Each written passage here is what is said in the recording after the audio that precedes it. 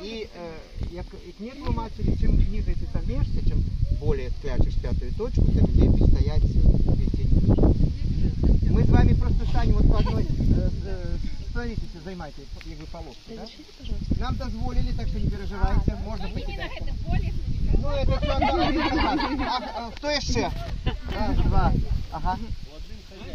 Надя, не иди вперед, коли ласка. Это вот просто ну, непристойно. Это я клышкой в суд залез. Маленечкой.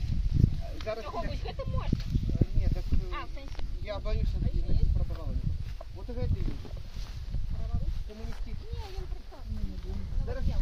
девочки, у вас будет такое задание. У нас есть подарунок для той, якая на жне самый толстый сноп. Вязать не треба, його треба зложити і ми його поглядимо. А ви вмієте в'язати? Я а нажати його треба самий товстий сноп за час, поки він буде гучати жнівна пісня. Я думаю, за час.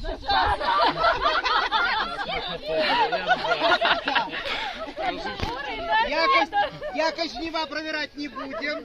І це саме, вишеню пожні так само перевіряти не будемо. Так що... А межи поміж волоссами повинны? Не, можно сжинать, неважно. Это не на скорость, это на якость. Толстый сноп.